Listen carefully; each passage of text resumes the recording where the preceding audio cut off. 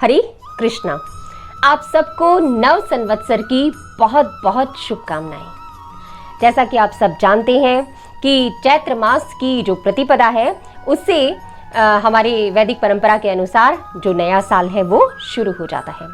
देश के अलग अलग भागों में जो ये नव वर्ष है वो अलग अलग नामों से जाना जाता है, लेकिन बहुत सारे उत्सव मनाए जाते हैं। वैदिक परंपरा के अनुसार एक इतना सुंदर उत्सव है और एक भगवान की बहुत ही सुंदर सेवा जो है वो इस दिन से शुरू हो जाती है।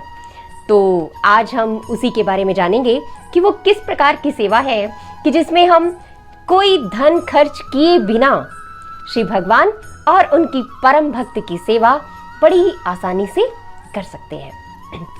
तो यदि आप इस व्रत के बारे में, इस सेवा के बारे में पूर्ण विस्तार से जानना चाहते हैं तो इस वीडियो के अंत तक हमारे साथ बने रहिए ताकि आप इसके बारे में बहुत अच्छे से जान पाएं।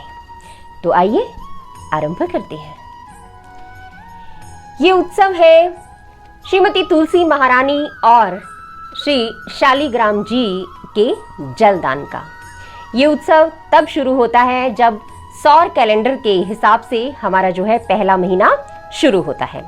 जब सूर्य मेष राशि से गुजरता है तो तब एक नए महीने की शुरुआत होती है और तभी से जो शालिग्राम जी हैं उन्हें और श्रीमती तुलसी महारानी को जलदान देने का जो एक उत्सव है वो शुरू हो जाता है। इस तरह का जो व्रत है उसे केशव व्रत भी कहा जाता है। तो इस व्रत में भक्त लोग क्या करते हैं कि बहुत तरह की तपस्याएं करते हैं और जो है शुद्ध आचरण रखते हैं और भगवान का नाम जप इत्यादि है वो बहुत ही अच्छे ढंग से करते हैं। और साथ में ही पूरे महीने तक भगवान श्री शालिग्राम जी और जो श्रीमती तुलसी महारानी हैं उन्हें जलदान किया जाता है।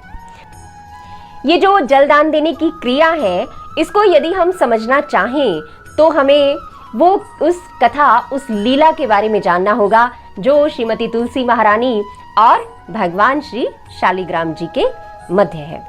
हमें जानना होगा कि किस प्रकार ये परंपरा शुरू हुई, भगवान और श्रीमती तुलसी महारानी के मध्य ऐसा क्या संबंध है। तो इसकी शुरुआत होती है भगवान के धाम गोलोक वृंदावन धाम से। वहाँ जो है गोलोक वृंदावन धाम में भगवान की अनेक प्रेयसियां हैं जिनमें जो श्रीमती राधा रानी है वो प्रमुख है। तो एक बार क्या हुआ कि भगवान का जो रास नृत्य है वो चल रहा था और जो श्रीमती तुलसी महारानी है वो भी भगवान की अत्यंत ही परम प्रिय प्रेयसी हैं, परम प्रिय भक्त हैं। तो उस रास नृत्य में बहुत अधिक अंतरंगता के कारण जो तुलसी महारानी है वो प्रेमवश बेहोश हो जाती हैं और उसी समय जो है जो राधा रानी है वो उन्हें देख लेती हैं। ये एक लीला है तो हमें इसे एक लीला की तरह से ही समझना चाहिए। और जो इस तरह की क्रियाएं होती हैं, जो इस तरह के जो भी घटनाएं होती हैं उनके पीछे कोई ना कोई एक ऐसी बात छुपी होती है कि जो हम सब के लिए बहुत ही अच्छी होने वाली होती है, तो हम सबके लाभ के लिए होती है। तो हमें उसी तरह से इसे समझना है। तो जो श्रीमती राधा रानी थी उन्होंने श्रीमती तुलसी महारानी को एक तरह से श्राप दिया। तो जो उनका श्राप है वो भी एक वरदान की तरह से होता है क्योंकि वो उसके पीछे कोई ना कोई कारण होता है। तो श्रीमती तुलसी महारानी को श्राप मिला कि आप जो है पृथ्वी पर या भूलोक पर चले जाइए।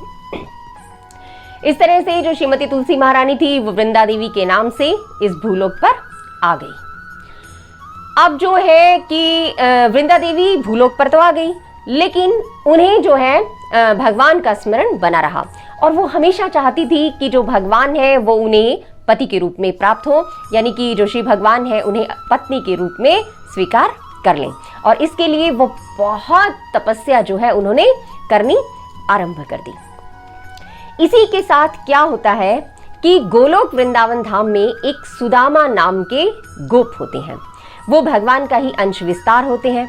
तो क्या होता क्या है कि किसी घटना के वश जो श्रीमती राधा रानी है वो उनको भी एक शाप देती हैं कि आप भी जो है भौम वृंदावन या भूलोक पर आप चले जाइए और भूलोक पर जाकर आप जो है इतने दिन आपको वहां पर रहना है, इतने वर्षों तक वहां पर रहना है। तो इस तरह जो राधा रानी है वो उन्हें भी शाप देती है। अब इसके पीछे जो सत्य है वो ये है कि जो श्रीमती तुलसी महारानी है वो जो है वो भगवान के प्रति आकर्षित होती हैं। निसंदेह वो भगवान की शुद्ध भक्त है, लेकिन जो गोप होते हैं, सुदामा नाम का जो गोप है वो तुलसी महारानी के प्रति आकृष्ट हो जाते हैं। तो जो सुदामा नाम के गोप हैं वो हमेशा ही तुलसी को अपनी पत्नी के रूप में देखना चाहते हैं, लेकिन वहां पर श्री भगवान के होते हुए ऐसा संभव था नहीं। तो जो श्रीमती राधा रानी है वो उनका जो शाप है वो सुदामा नाम के गोप के लिए वरदान बन जाता है। तो जब श्रीमती तुलसी महारानी इस भूलोक पर आती हैं तो वो बहुत तपस्या करती हैं, और जब ब्रह्मा जी उन्हें वरदान देने के लिए आते हैं तो वो वरदान में मांगती हैं कि मुझे तो बस श्री हरि का संग चाहिए। तो तब ब्रह्मा जी उन्हें कहते हैं कि इस जो धरती पर अभी जो शंखचूड़ नाम का एक यक्ष राजा है और वो तुम्हारे लिए सर्वाधिक उपयुक्त है। वो उन्हें कहते हैं कि भगवान तो सबके पति है ही, लेकिन अभी जो है आपको शंखचूड़ नाम के राजा से विवाह कर लेना चाहिए। तो इस तरह से जो वृंदा देवी है उनका विवाह जो है वो शंखचूड़ नाम के राजा से हो जाता है।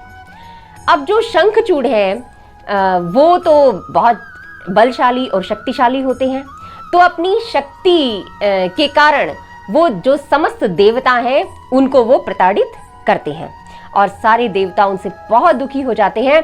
और फिर क्या होता है कि शिव जी को साथ लेकर वो भगवान के पास जाते हैं और भगवान से बड़ा ही अनुनय विनय करते हैं कि हमें इस शंखचूड़ से छुटकारा दिलवाइए।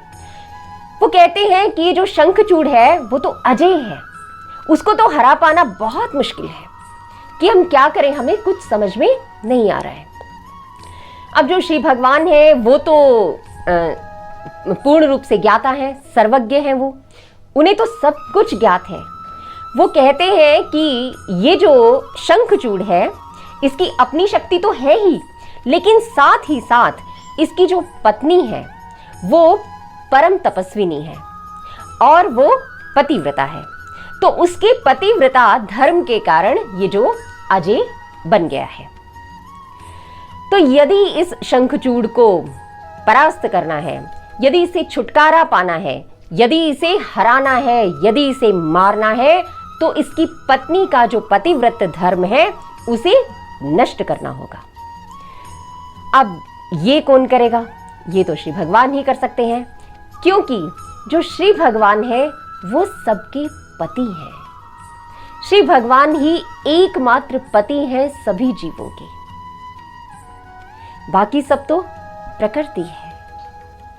तो इसी तरह से जब श्री भगवान आए और जब शंखचूड़ से जो युद्ध हो रहा था तो उस समय वो लोग जो देवता लोग थे, शिव जी थे, वो सब शंखचूड़ के साथ युद्ध कर रहे थे और जो तुलसी महारानी थी, जो वृंदा देवी थी, वो अपने महल में थी। तो उस समय श्री भगवान ने क्या किया कि वो शंखचूड़ का वेश बनाकर और वृंदा देवी के पास आई। अब वृंदा देवी उनको देखकर बहुत प्रसन्न हुई, तो वृंदा देवी ने उनका स्वागत किया और जैसे ही श्री भगवान ने वृंदा देवी को स्पर्श किया, उसी क्षण जो है जो शंखचूड़ था उसकी मृत्यु का कारण तैयार हो गया और उसी समय जो वहां शंखचूड़ का सिर जो है वो धड़ से अलग कर दिया गया। अब वृंदा देवी को पता चल गया, वो जान गई कि ये मेरा पति शंखचूड़ नहीं है, ये तो कोई और है। उन्होंने कहा कि तुम जो भी हो वो अपने असली रूप में मेरे सामने आ जाओ।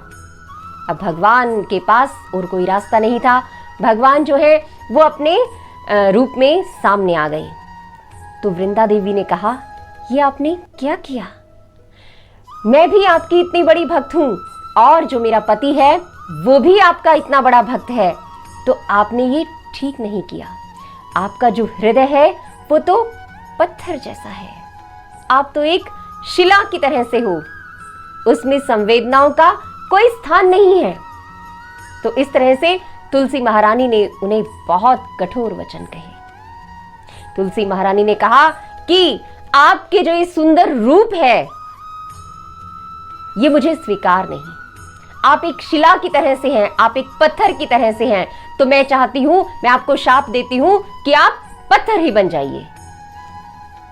भगवान ने मुस्कुराकर उस शाप को शिरोधार्य किया।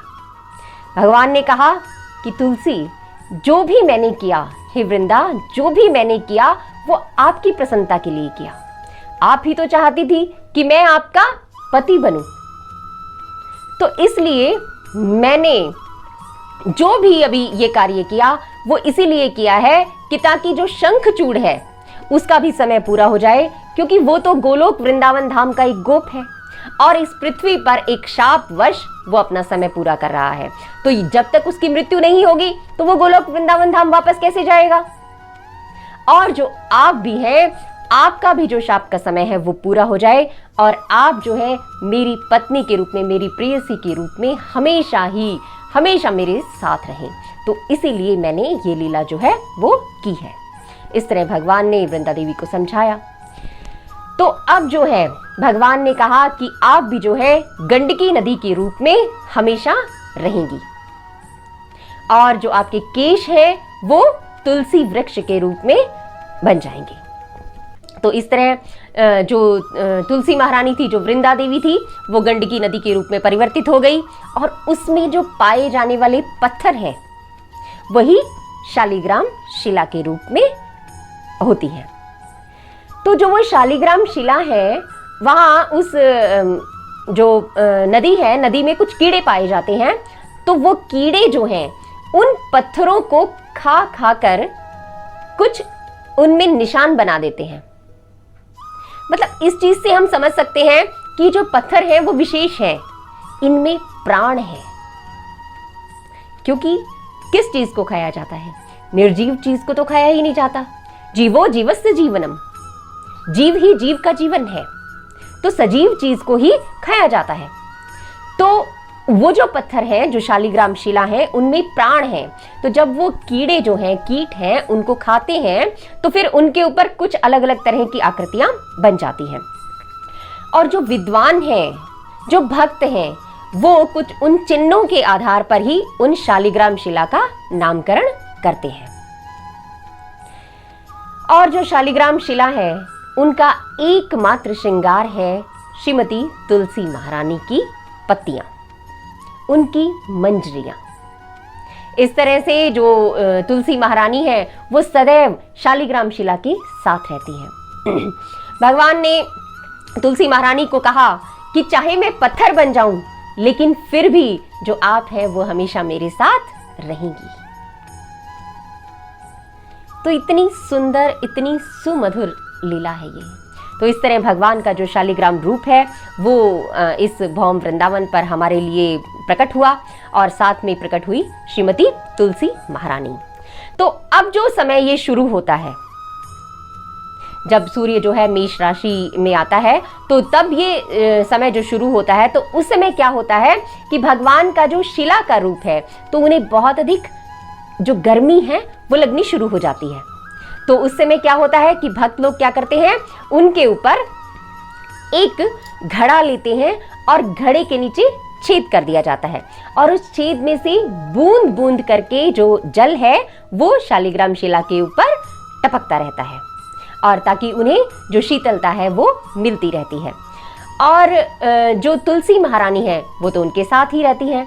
तो भक्त लोग क्या करते हैं कि तुलसी महारानी का गमला लेते हैं और उसके साथ ही शालिग्राम शिला को वहां रख दिया जाता है और ऊपर जो है वो घड़ा लगा दिया जाता है। ये जो क्रिया है वो सुबह से लेकर और रात के 9 बजे तक की जाती है और उसके बाद घड़ा खाली हो जाता है और फिर शालिग्राम शिला को जो है विश्राम करवा दिया जाता है, भगवान को विश्राम करवा दिया जाता है। तो इसी तरह से ये सुबह से लेकर और जो है रात तक ये क्रिया चलती रहती है और पूरा महीना ये जलदान की सेवा भक्त लोग करते हैं। तो हम समझ सकते हैं, देख सकते हैं, जान सकते हैं कि ये जो जलदान करने में हमारा कोई धन व्यय नहीं होता और हम इस ग्रीष्म ऋतु में भगवान को पूर्ण शीतलता प्रदान करते हैं। एक भक्त ही ये समझ सकता है कि जो शालिग्राम जी हैं वो सारा दिन तुलसी महारानी के साथ रहते हैं, तो सोचिए उन्हें कितनी प्रसन्नता होती होगी।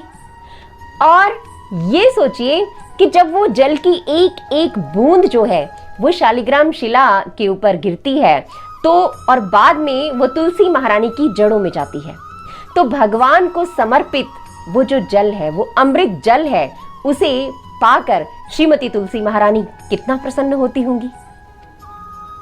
तो ये छोटी सी सेवा करके हम जो है हम भगवान और उनकी परम भक्त श्रीमती तुलसी महारानी दोनों की प्रसन्नता, दोनों की कृपा प्राप्त कर सकते हैं। तो इतना सुंदर व्रत है ये। तो आप सबसे अनुरोध है कि आपके घर में यदि शालिग्राम जी हैं और श्रीमती तुलसी महारानी है तो इस महीने उन दोनों को साथ रखिए और ऊपर एक घड़ा रखकर बूंद बूंद जल उन्हें अर्पित करते रहिए, और ये छोटा सा कार्य करके आप श्री भगवान की प्रसन्नता को प्राप्त कीजिए। तो यही थी हमारी आज की कथा। तो मिलते हैं फिर किसी नए विषय के साथ, तब तक के लिए हरे कृष्णा। आप सबसे एक अनुरोध है कि कृपया आप जो लोग नए हैं तो इस चैनल को सब्सक्राइब कर लीजिए, और इसे अगर आपको ये पसंद आए तो अपने मित्रों के साथ, संबंधियों के साथ आप इसे साझा कर सकते हैं। ठीक है, तो मिलते हैं अगली बार फिर किसी नए विषय के साथ। तब तक के लिए हरे कृष्णा।